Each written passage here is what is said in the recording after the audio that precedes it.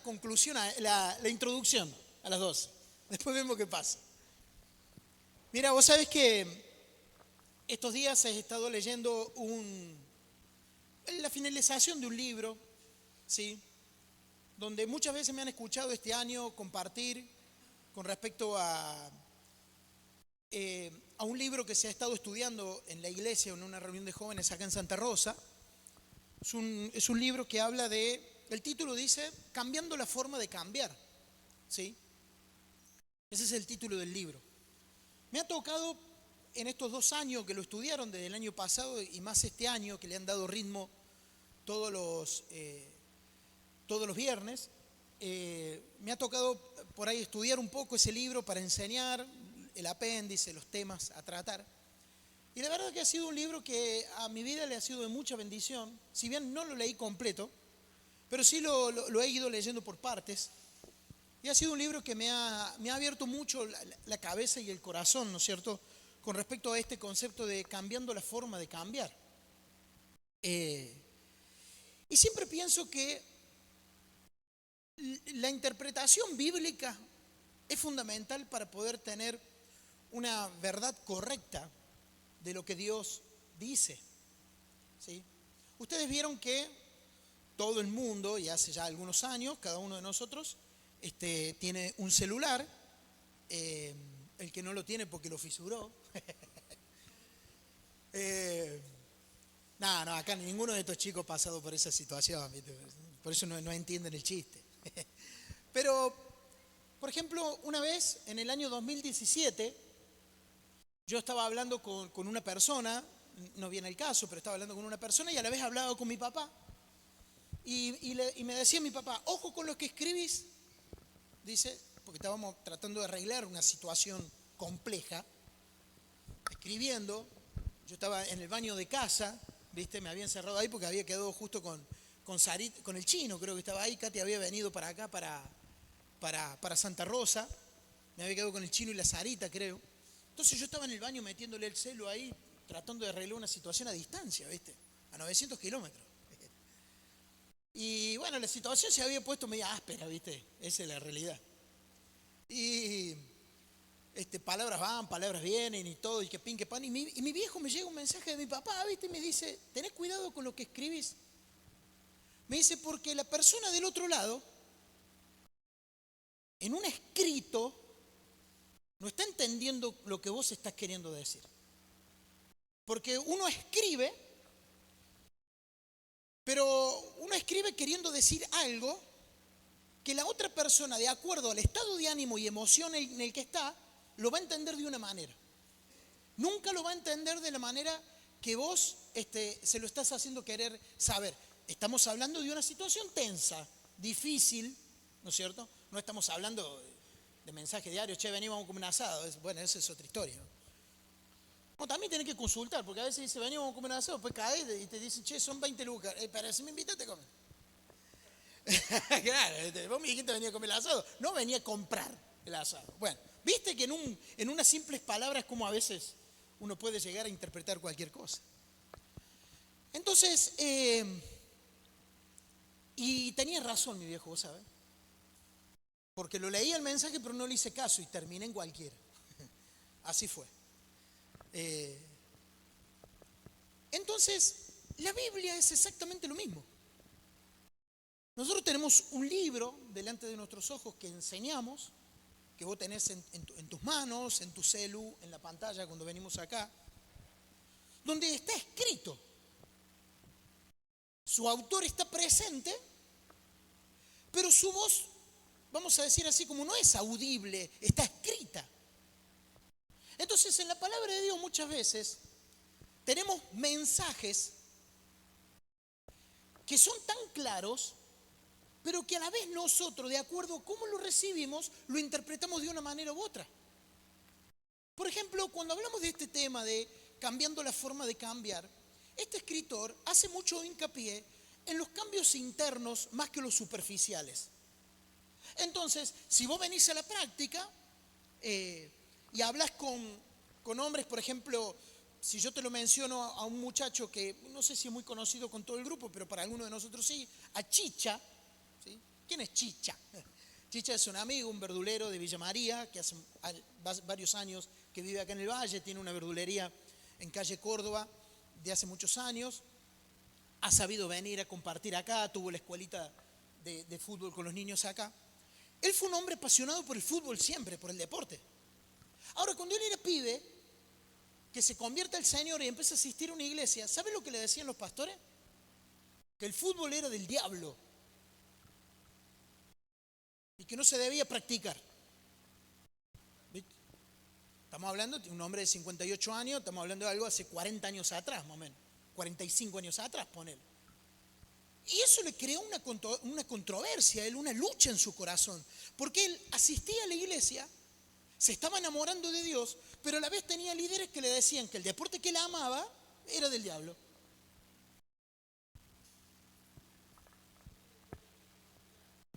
Claro, bueno, ahí está. ¿Y a nosotros, el campeón? Vamos campeón, ¿eh? Vamos campeón. El Granate. ¿Saliste a bociñar por Villa del Dique o no? Faltó poquito. Ganas no te faltaron. Entonces, cuando nosotros remontamos nuestra mente hace 30, 40 años atrás, era muy normal que un líder o un pastor, que una persona se convertía, tenía que llevar frutos, pero frutos al momento. ¿Sí? Al momento. Y si no llevaba frutos al momento, cuando hablamos de frutos, hablamos de cambios momentáneos, ¿sabe qué te decían? No, Jesús no vive en ese corazón. ¿Ves? ¿Lo has escuchado, Miguel? ¿Has escuchado historias? Quizás te ha pasado. Ahora, fíjate lo interesante, por eso te digo que la Biblia es un libro que hay que estudiarlo, hay que saberlo interpretar, hay que ir a las palabras. Porque el Señor, cuando nos habla de cambios a nuestra vida, habla de frutos. ¿Sí? No te pone cosas muy complicadas o difíciles para entender, habla de frutos. ¿Y cómo se entiende esto? Se entiende por la ley de la siembra y la cosecha. ¿Vieron que en la huerta hay un durazno, una planta de durazno? ¿Alguien comió durazno este año de esa planta? Todavía no, y no lo vas a comer. ¿Y sabes hace cuánto que está esa planta sembrada ahí? Creo que unos 3 años, cachito más o menos, que estaba Javi. 2 años. Y vas a tener que esperar 2 años más para comer durazno de esa cosa. Y déjame decirte lo siguiente, capaz que la primera cosecha no sirva mucho, ¿eh? No venga con buen sabor. Hay que esperar. Uno va a la verdulería y manotea, ¿viste? Que la papa, que esto, que el otro, que el zapallito, la manzana, la banana, y toca y ve si es, ¿viste? Si se te va a echar a perder enseguida, ¿no?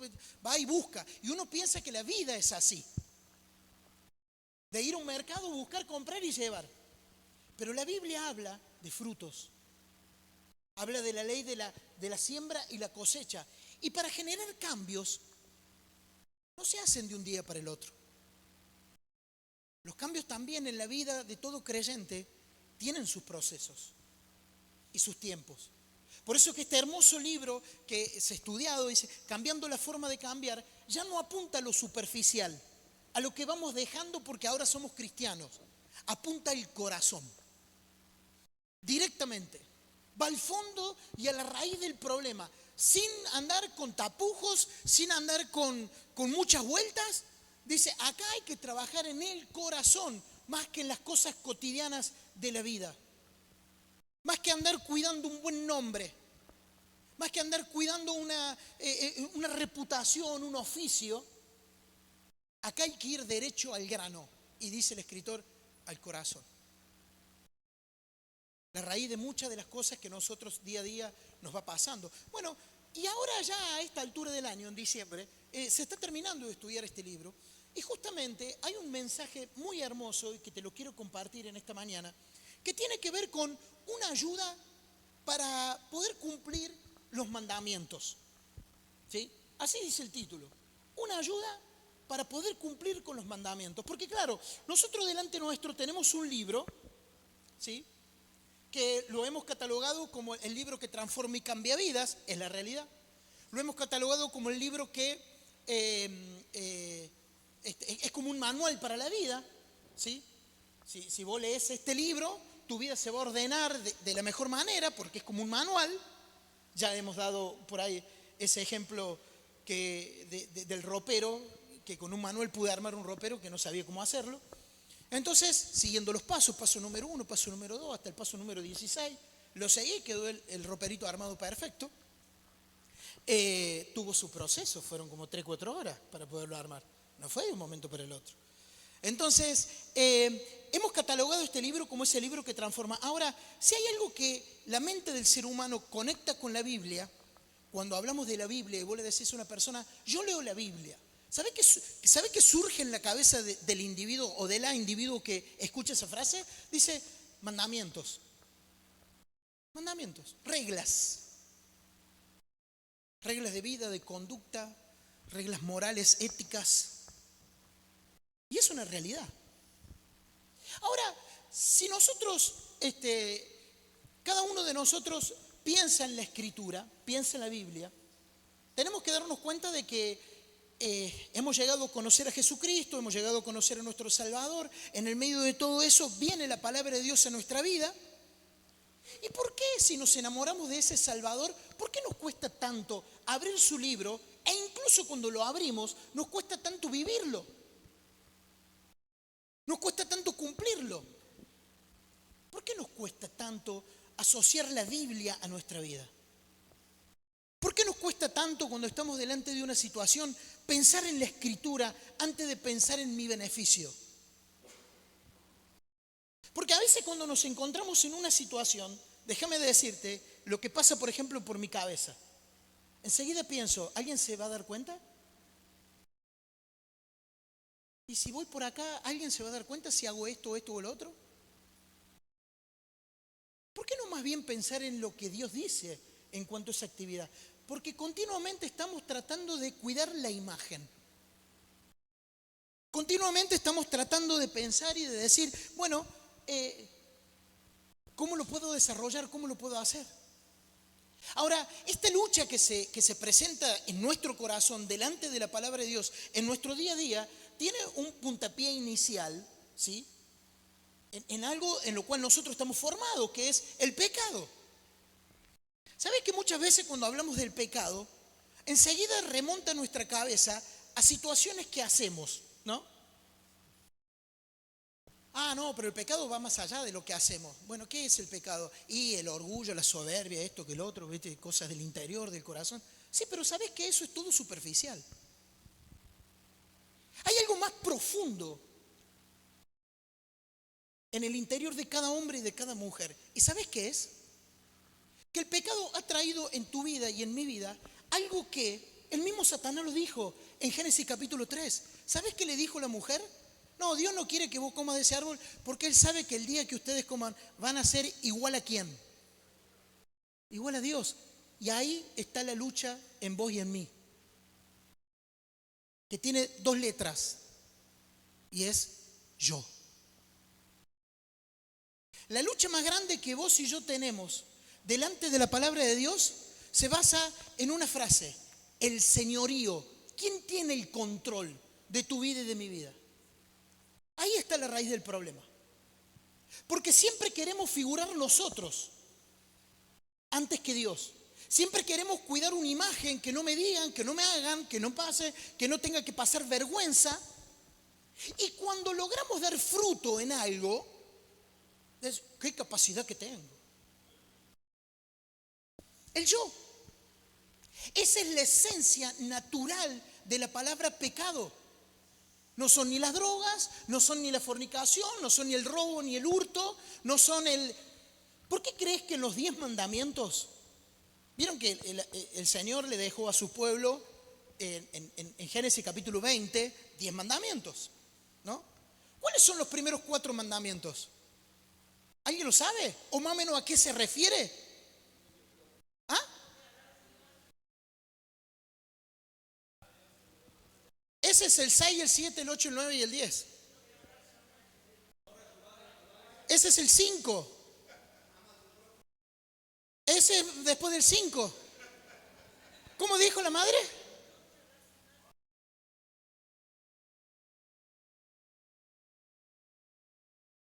¿Ves en qué se refieren los primeros 4 mandamientos? Después anda esta tarde, total el día va a estar lindo para leer la Biblia y leer 8 libros más o menos. Anda los mandamientos, Éxodo 20, y fíjate que los primeros 4 mandamientos hablan de tu relación con Dios. Y Dios dice, yo quiero ser el primero. ¿Por qué son esos los mandamientos primero? Porque hay un combate en tu corazón y en mi corazón de ser yo el primero y no Dios. Y esa es la esencia y la naturaleza del mismo pecado. Entonces, cuando nuestra vida viene al Salvador, porque no damos más y Dios nos promete perdón y Dios nos promete un montón de cosas, lo abrazamos, estamos contentos, pero ya cuando tenemos que ir a la Biblia nos cuesta. Nos cuesta.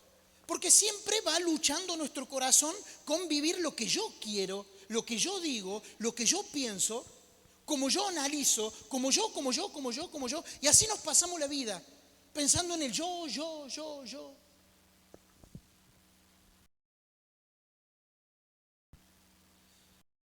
Y por pensar en el yo, sucede lo que sucede y lo que el Señor enseñó.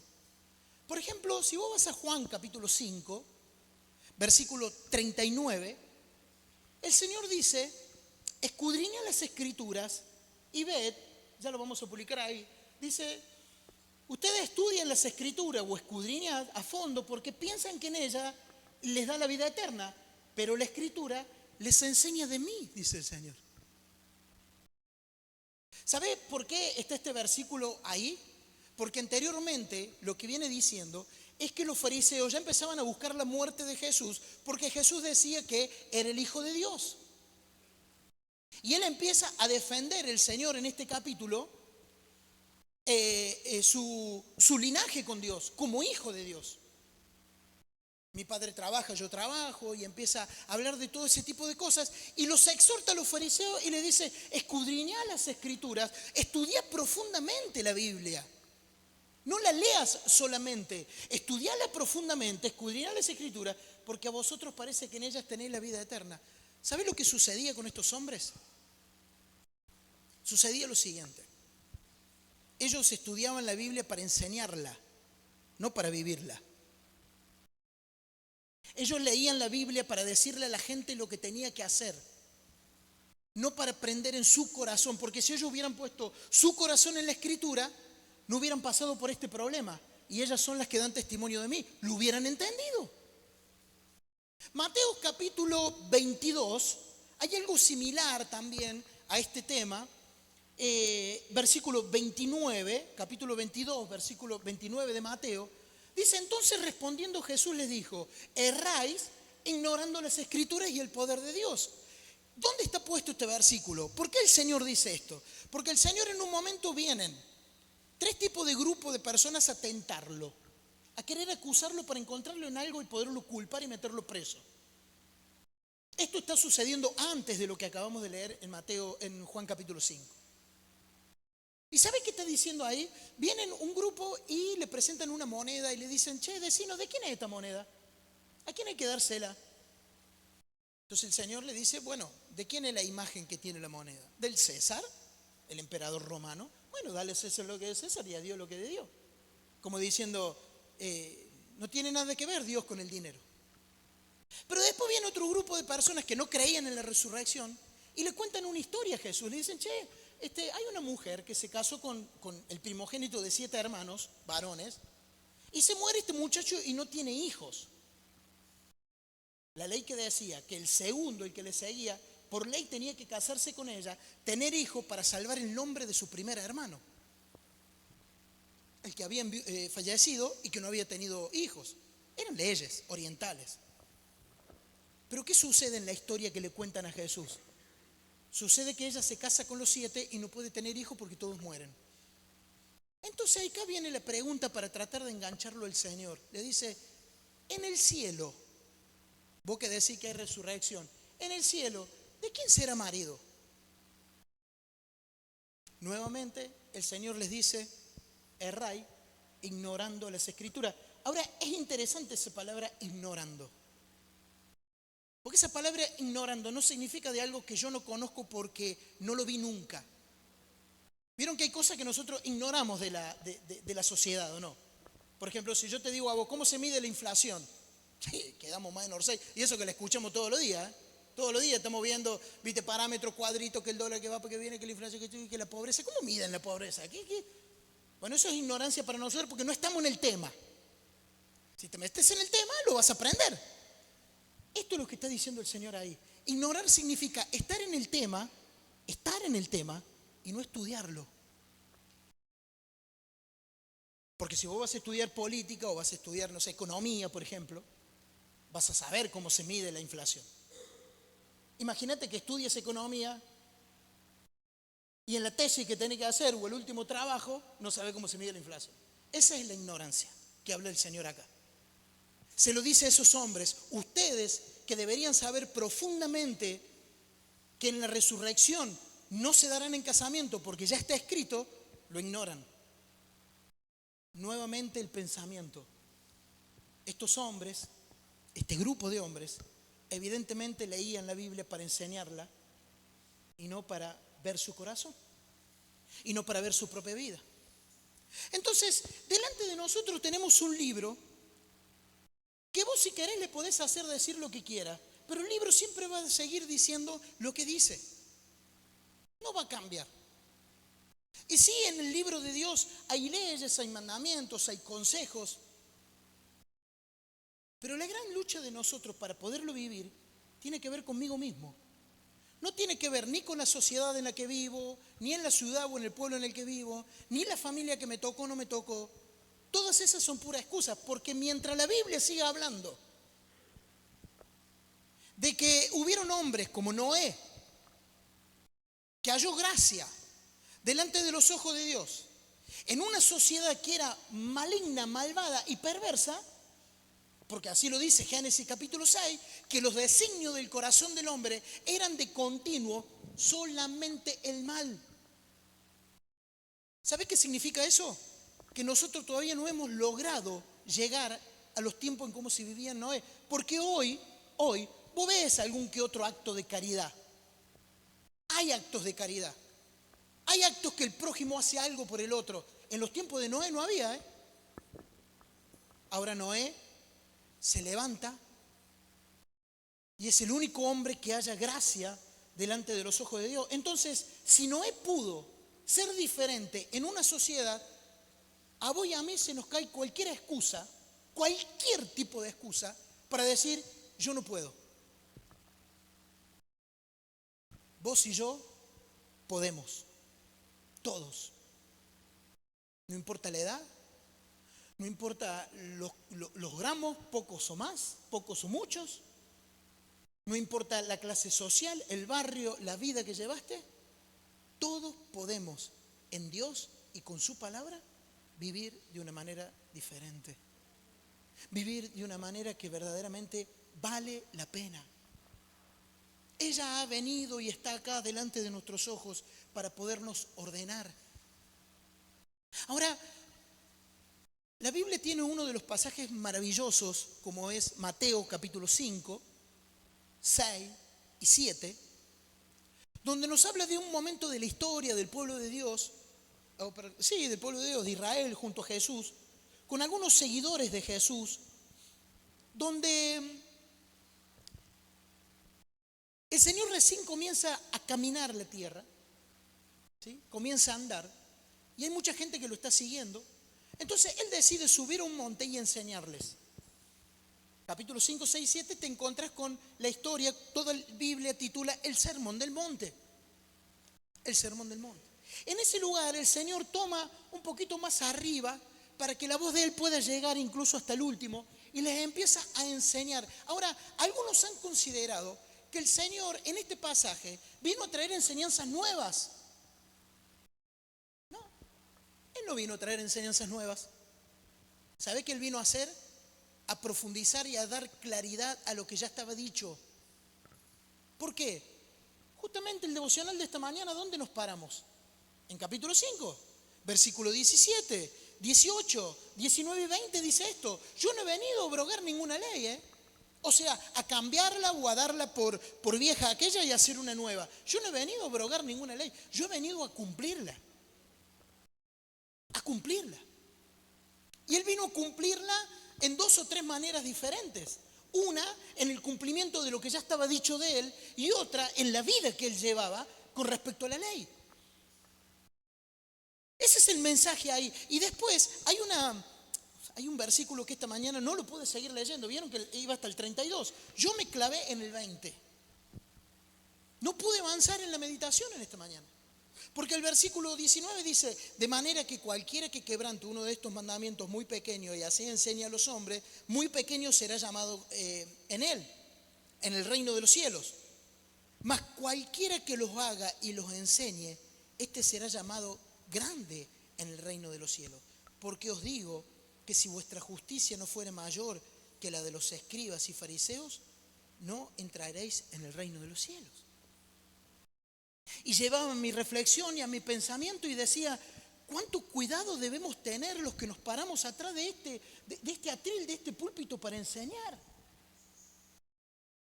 ¿Cuánto cuidado tenemos que tener en lo que decimos e interpretamos de la Escritura?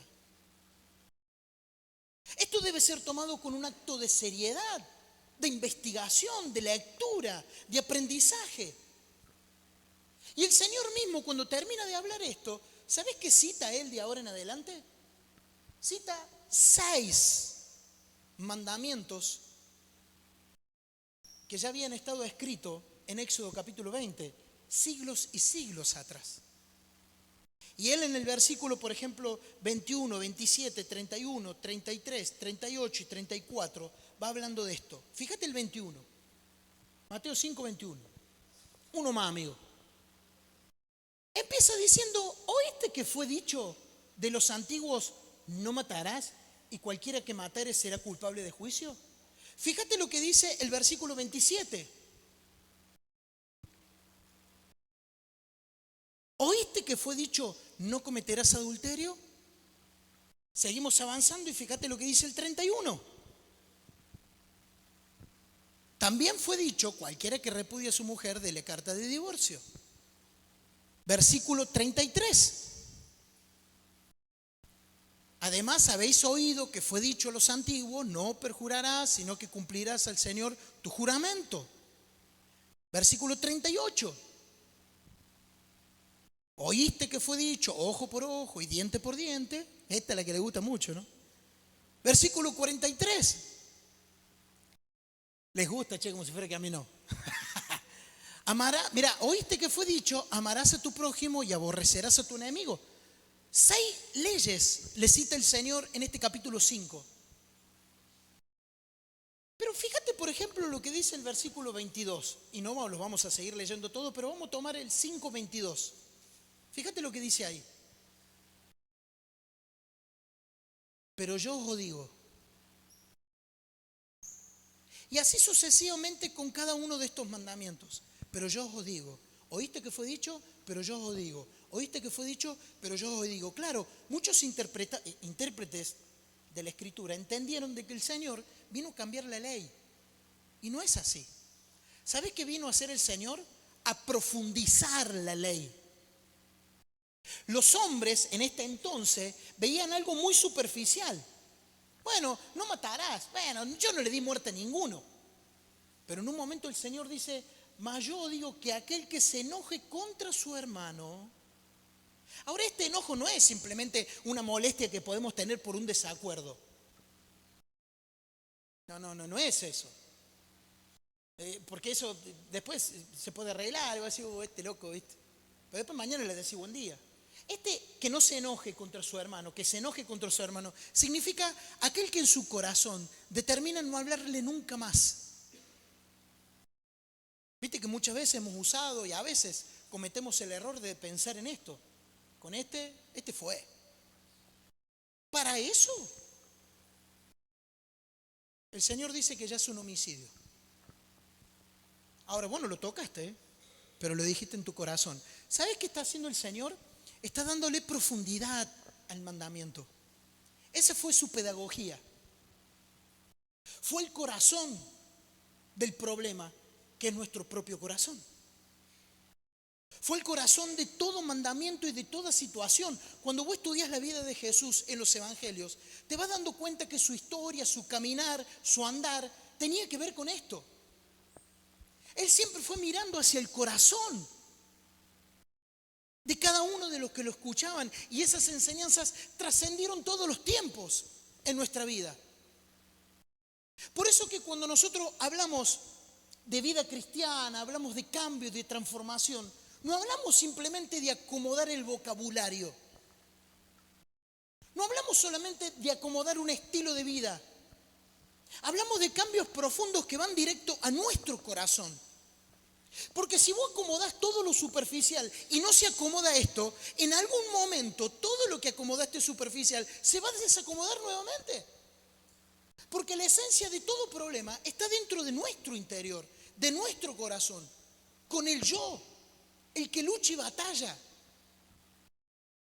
¿Cuántas veces nos encontramos leyendo la Biblia y el Señor nos habla a nuestro corazón y estamos sintiendo que está golpeando nuestro interior y enseguida buscamos un culpable? ¿En qué sentido? Che, esta palabra si la leyera Nico, ¿no? Porque Nico el otro día yo lo vi que andaba en esto. Si esta palabra la leyera fulano, si esta palabra la leyera mengano. Bueno, pero yo no creo que sea tan así. Capaz que en otra parte de la Biblia dice algo diferente. Luchamos con nosotros mismos cuando estamos delante de la palabra de Dios. Es una lucha espiritual con nuestro corazón, con nuestra esencia, con lo que somos. Ahora, es difícil y casi imposible poder ser perfecto como tal entendemos la palabra en este mundo. Ahora, cuando la Biblia nos invita a ser perfectos, no nos invita a ser impecables. La palabra ahí de perfección habla siempre de madurez, que es diferente. Porque sí, esa naturaleza que está dentro nuestro no ha muerto y no va a morir hasta que nuestro cuerpo se quede aquí en la tierra. Nuestra vida continuará después de esto con nuestras almas. ¿A dónde irá tu cuerpo? ¿A dónde irá, tu alma? Jesús ha venido para que hagas un cambio profundo de eternidad. Para que podamos ir con Él y no al infierno que tantas veces Él habló y contó y enseñó del destino de nuestras almas. Por eso que es fundamental que cada uno de nosotros pueda acercarse a la palabra de Dios poniendo el corazón entre la palabra y mi vida, entre la palabra y el entendimiento. Poner mi vida delante de Él ahí en la Escritura. Ahora, si nosotros pensamos que nuestra vida muchas veces es difícil ponerla en consonancia con Dios porque muchas veces me equivoco, ¿cómo hago para cambiar? ¿Cómo hago para vivir la palabra de Dios? Y acá está el consejo. Acá está la conclusión de todo esto lo dicho. Porque hemos hablado un poco de lo que nos cuesta a cada uno de nosotros poder vivir bajo los principios de la palabra de Dios. Cómo nos cuesta entender la Escritura. Hemos dicho que el gran combate que sostenemos delante de la Escritura es mi vida contra el Creador. No tiene nada que ver el vecino, el fulano, el mengano, el compañero de pieza. No. Mi historia, mi familia, tampoco. Soy yo con la palabra de Dios. Y el Señor nos entiende y nos conoce. Entonces, ¿sabe a qué nos invita? Juan capítulo 15. En Juan capítulo 15, el Señor nos va a invitar a algo fundamental. Y con esto vamos cerrando. Hemos escuchado muchas veces este año prédicas y palabras de Dios con respecto a este concepto de Juan capítulo 15, porque Juan capítulo 15, desde el versículo 1, va hablando y va diciendo: yo soy la vid verdadera y mi Padre es el labrador. Todo pámpano que en mí no lleva fruto, lo quitará, y todo aquel que lleva fruto, lo limpiará para que lleve más frutos. Versículo 3 dice: ya vosotros estáis limpios por la palabra que os he hablado. Ya ahí el Señor le empieza a mostrar a sus discípulos, que ya ahí en este momento apóstoles le quedaban 11, porque ya Judas se había ido. Estamos ya a horas, minutos de que el Señor lo encerraran y lo pusieran preso por la traición de Judas. Y Él les enseña a ellos 11, dice: ya vosotros estáis limpios por la palabra que yo os he hablado, pero falta algo. Para que todo lo demás se cumpla, para que tu vida, más allá de que esté limpia, lleve fruto, falta algo. Versículo 4, permaneced en mí. Ahí está la clave. Ahí está la clave para tus problemas presentes, pasados y futuros. Permaneced en mí y yo en vosotros. Como el pámpano no puede llevar fruto por sí mismo si no permanece en la vid, así tampoco vosotros si no permanecéis en mí. Versículo 5. Y yo soy la vid y vosotros los pámpanos. El que permanece en mí y yo en él, este lleva muchos frutos, porque separado de mí, nada podemos hacer. Porque separado de mí, nada podemos hacer. Y ahí está la clave. Y ahí está la conclusión de este título, una ayuda para poder cumplir los mandamientos. Por eso te decía en un momento, no te ocupes solamente de lo superficial. Porque si vos te ocupás solamente de lo superficial y no del corazón, si no nos estamos ocupando de lo que verdaderamente importa, todo lo superficial en un momento se caerá.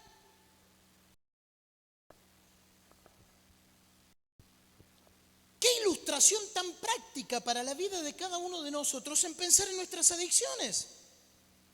Yo creo y estoy convencido de que quizás haya uno o dos, pero no más que eso, en este recinto, en este lugar, aquí en este salón, que comenzó su consumo fuera del hogar. En una plaza, en una noche, en un boliche, en una juntada con amigos.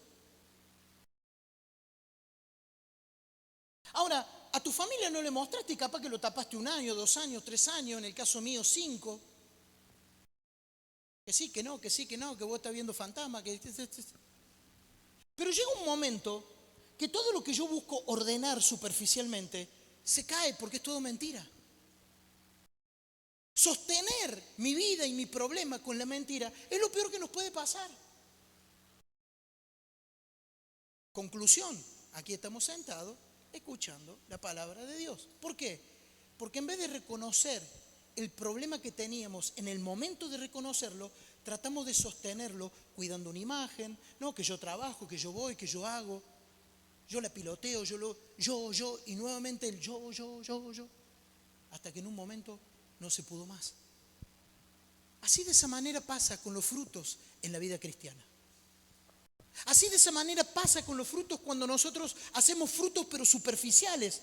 No, que mirá lo cristianito que soy porque mirá cómo vivo ordenado y acomodado. Pero ¿y el corazón? Te hago una pregunta, no me la respondas, medítalo.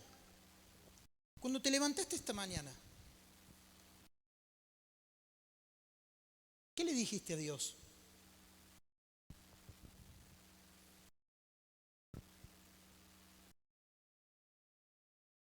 Yo sí sé lo que le dije a Dios. ¿Sabés lo que yo le dije? Este día no lo quiero vivir yo, Este día quiero que lo vivas vos en mí. Permanecer en Él. Y es la evaluación que tenemos que hacer cada día de nuestra vida. Vivir a Jesús en nuestra vida. ¿Qué es vivir a Jesús en nuestra vida? ¿Acomodar lo superficial? No. Vivir bajo el amor, vivir bajo la misericordia, hacerle bien al prójimo, venir a tu vida y brindarte una sonrisa por más que mi vida se esté rompiendo pedazos por dentro, mirar al prójimo como superior a uno mismo, amarnos unos a otros como Cristo nos amó, porque Él dijo, en ese amor conoceréis que verdaderamente ustedes son mis discípulos. ¿Ves que no habla de algo superficial el Señor? Habla de lo más profundo del corazón. Y para concluir y terminar en esta mañana, Colosenses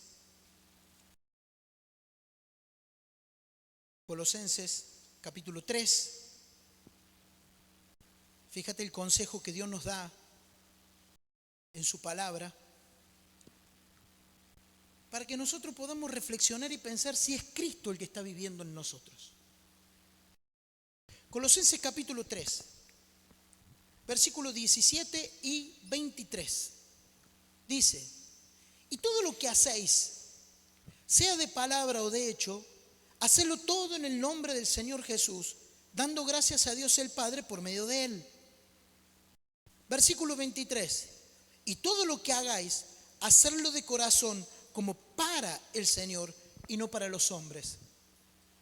¿Sabes que hay un escritor, falleció en el año 2011, un teólogo que escribió libros, muchos libros muy importantes para la literatura cristiana. Soy muy malo para pronunciar los nombres en inglés, pero por ejemplo este hombre se llama John Stott. Así se pronuncia, está bien, John Stott. S-T-O-T, su apellido. Falleció en el año 2011. Él escribió con respecto a este versículo, a estos dos versículos, en un libro que habla sobre el liderazgo y sobre la ayuda al prójimo, el verdadero discípulo y todo lo demás. ¿Y sabes qué dice él con respecto al versículo 17? Poneme el versículo 17. Él lo parafrasea y lo lee así de esta manera. Y todo lo que hacéis, sea de palabra o de hecho, hacedlo todo en el nombre del Señor Jesús. ¿Sabes qué significa eso? Dice el escritor. Que todo lo que hagas, hacelo como si vos fueras Jesús. ¿Cómo lo haría Jesús? Yo tengo que ir a limpiar una pieza, por ejemplo, ¿no? ¿Cómo lo haría Jesús? ¿Barrería mi lugarcito nada más?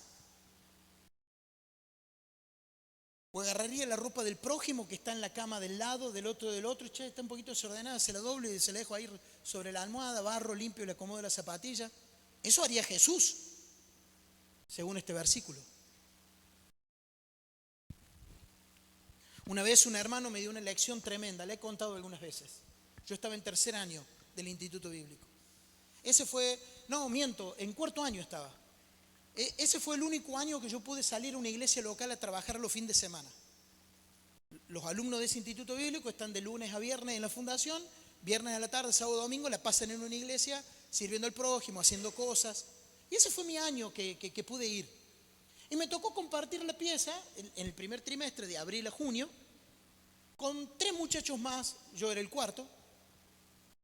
Y salíamos de ministerio, creo que eran 2 o 3, había uno que se quedaba, un chico de Perú, él se quedaba. Y bueno, yo estaba trabajando también mis horas de servicio en la panadería y estábamos ahí.